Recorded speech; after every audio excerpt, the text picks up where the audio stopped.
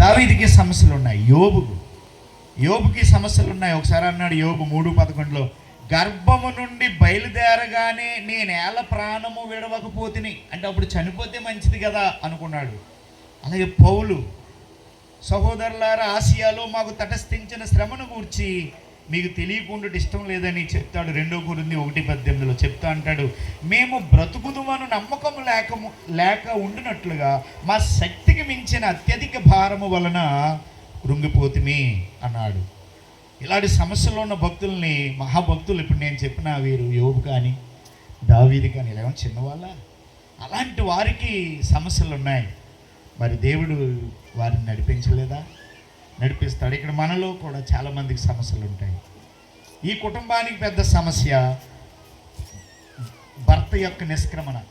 ఆయన దివంగతులు అవడం రాజకుమార్ గారు చాలా బాధాకరమైన విషయం. మరి పాస్టర్ గారు ఇందాక చెప్పారు, పరలోకపు తండ్రి మనకున్నాడమ్మా, దేవుడు మిమ్మల్ని చేయి పట్టుకొని నడిపిస్తాడు. ఆయన నమ్ముకున్న బిడ్డలను తల్లిదండ్రులు విడిచిపెట్టవచ్చు, కానీ భార్య భర్త విడిచిపెట్టవచ్చు, పిల్లలు విడిచిపెట్టవచ్చు, బంధువులు విడిచిపెట్టవచ్చు, ఎవరినైనా విడిచిపెట్టవచ్చు, కానీ పరలోకపు తండ్రి, అందుకే పరలోకమందున్న మా తండ్రి అని ప్రభు మనకు మాదిరి ప్రార్థన నేర్పారు కదా. కాబట్టి సహోదరి పిల్లలు కృంగిపోవలసిన పని లేదు. టీను అక్క చెల్లెలిద్దరికీ పరలోకపు తండ్రి ఉన్నాడు. ఇక్కడ నుండి ఆయన చేయి పట్టుకొని నడిపిస్తాడు. చివరి మాట, సమస్యలు వచ్చినప్పుడు బాధని ఒంటరిగా మోసుకోకూడదండి. ఎవరైనా కానీ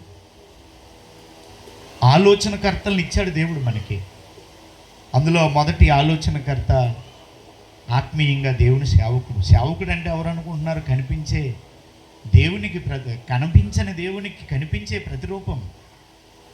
దేవుని స్థానంలో ఉన్నటువంటి రిప్రజెంటేషన్ ఎవరు ఇక్కడ వహిస్తారంటే సేవకుడికి చెప్పుకోవాలి. మనందరూ కూడా మనకు ఆలోచనకర్తలు కావాలి, వాక్యం చెప్పేవారికి. నేనేమన్నా దేవుణ్ణా? నా భార్య, నాకు మా పిల్లలకి మాకు అప్పులు ఉంటాయి, కష్టాలు ఉంటాయి, నొప్పులు ఉంటాయి, రుణాలు ఉంటాయి, ఏవేవో ఉంటాయి, మనందరికీ నిందలు ఉంటాయి. నా భార్యతో పంచుకోవాలి, నా సేవకుడితో పంచుకోవాలి, నాకంటే పెద్ద అయిన ఒక అన్నగారు లాంటి సేవకులతో పంచుకోవాలి. ప్రతి ఒక్కరు మనం ఒంటరివారముగా కాకుండా దేవుడు సొసైటీని ఇచ్చాడు. అందులో ప్రథమంగా ఆత్మీయ తండ్రి సేవకుని ఇచ్చాడు. ప్రతి ఒక్కరు కూడా సమస్య వచ్చినప్పుడు నేను అనుకోవాల్సిన పని లేదు. ఆ పరలోకపు దేవుడు మనకి తండ్రిని, భూలోకపు తండ్రిని, ఆత్మీయ కాపరిని ఇచ్చాడు. ఆ కాపరికి చెప్పుకోవాలి. ఒంటరిగా భారాన్ని మోయకూడదు. దేవుని వాక్యం చెప్పుచున్నది, నీ భారము యెహోవా మీద మోపుము. ప్రయాసపడి భారము మోసుకుని, ఆ మాట ఓన్లీ సువార్తకు సంబంధించే కాదు, ఎన్నో కోణాలు ఉన్నాయి, ఎన్నో భారాలతో ఉంటాం. నేను వాక్యం చెప్తున్నాను. మా పాపకు మొన్న మ్యారేజ్ చేశానండి. నేను లక్షల రూపాయలు ఖర్చు పెట్టి పెళ్లి చేశాను. ఎంత చిన్న మ్యారేజ్ అయినా లక్షలు అయిపోతున్నాయి. ఇప్పుడు భారాలతో ఉన్నాను నేను. మరి ఏం చేస్తున్నామంటే, ఆ భార్య నేను, ప్రభువా మాకు సహాయం చేయి తండ్రి అని మనం ప్రభు యొద్దకు రావాలి. ప్రభు పిలుస్తున్నాడు, నా యొద్దకు రండి, నేను మీకు విశ్రాంతి ఇస్తానన్నాడు. కాబట్టి ప్రతిరోజు మనం మరి కృంగిపోకుండా దేవుని మీద ఆనుకొని ప్రభు యొద్దకు వస్తే, ఆయన యొద్దకు వచ్చి వారిని ఆయన ఎన్నడూ విడువడు. కాబట్టి యేసు ప్రభు యొద్దకు వస్తే ఆత్మీయ శారీరక అవసరతలు ప్రభు తీరుస్తాడు, నిత్య రాజ్యాన్ని కూడా ఇస్తాడు. ఆయనలో మనం ముగిస్తే క్రీస్తు యేసునందున్న వారికి ఏ శిక్ష విధి లేదు. చివరిగా మరొకసారి జ్ఞాపకం చేస్తున్నాను, సహోదరి పిల్లల్ని విడిచిపెట్టి మనందరం ఇంటికి వెళ్ళిపోతాం. ఇల్లు బోసిపోతుంది, ఎవరు ఉండరు. ఉంటే 1-2 రోజులు ఉంటాం, ఆ ముగ్గురే మిగులుతారు ఇంట్లో. కానీ మనతో ఉన్న ప్రభు ఇమ్మానుయేలు దేవుడు, ఆయన మనలను విడువడు. పాస్టర్ గారు మంచి సాక్ష్యం ఇచ్చారు సహోదరి కోసం. ఎన్నడూ పిల్లలు ఆమె కూడా గుడి మానరటండి. అసలైన సంగతి వారు పాటిస్తున్నారు, చాలా మంచిది. దేవుని యొద్దకు వచ్చి మనం కంటిన్యూగా కృంగిపోకూడదు. ముందుకు సాగితే ప్రభు మిమ్మల్ని బలపరుస్తాడమ్మా. అట్టి కృప దేవుడు మనందరికీ అనుగ్రహించుగాక.